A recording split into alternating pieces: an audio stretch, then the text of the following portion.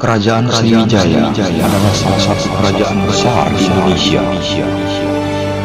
Kerajaan ini terkenal karena kekuatan maritimnya. Bahkan kekuatan tersebut membuat kerajaan ini mampu menguasai Pulau Jawa, Sumatera, Kamboja, Semenanjung Malaya, Thailand Selatan, dan pesisir Kalimantan.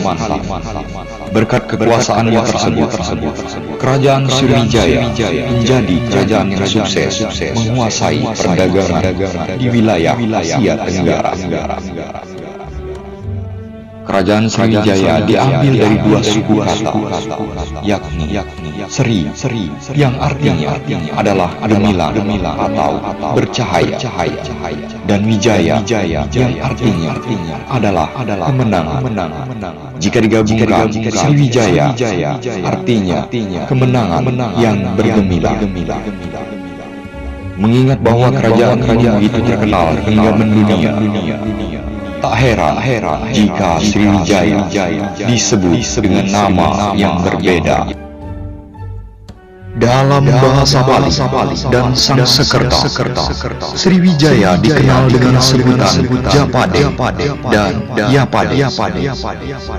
Di Tionghoa, kerajaan Sriwijaya disebut dengan nama Sanposi, Sanfoki, atau Silifosi. Sedangkan bangsa Arab kerajaan Sriwijaya dengan sebutan Sribuza Tauzabaj. Sejarah kerajaan Sriwijaya semakin terkenal hingga generasi sekarang karena masa kejayaannya yang sangat luar biasa pada abad sekitar 9 sampai dengan 10 Masehi. Pada masa itu, kerajaan Sriwijaya diketahui menguasai jalur perdagangan melalui laut atau maritim di wilayah Asia Tenggara. Dalam dunia maritim, Sriwijaya telah berhasil melakukan kolonisasi dengan hampir semua kerajaan-kerajaan besar yang ada di Asia Tenggara. Kekuasaan kerajaan Sriwijaya menyentuh tanah Sumatera, Semenanjung, Malaya, Jawa, Thailand, Vietnam, Filipina, hingga Kamboja.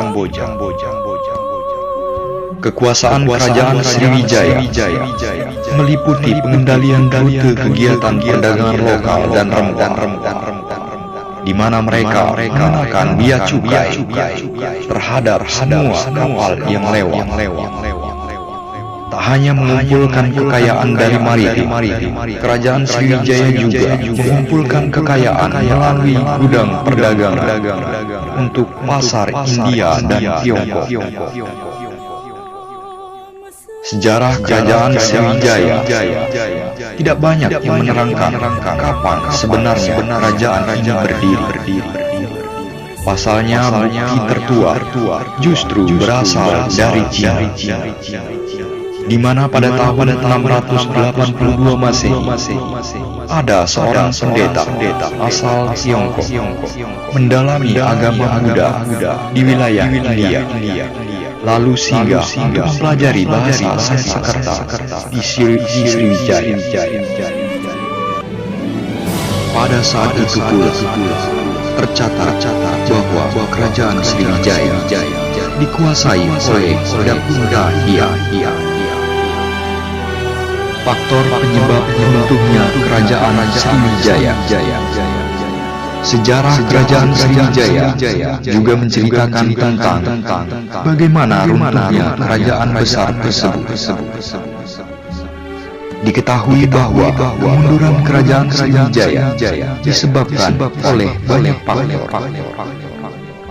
Salah satunya adalah karena adanya serangan dari Rajendra Chola yang merupakan seorang dari dinasti Kholda di wilayah Coromandel, India bagian selatan pada tahun 1025 dan tahun 1017.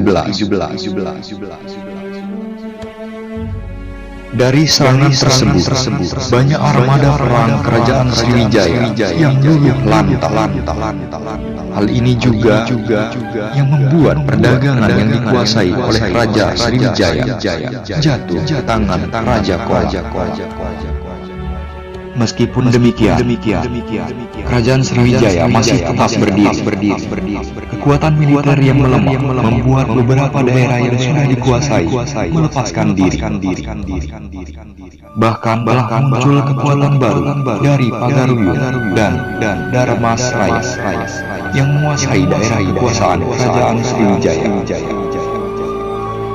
Tak hanya itu, telah bermunculan pula raja-raja yang hebat dari berbagai wilayah yang membuat aktivitas perdagangan di Sriwijaya semakin melemah.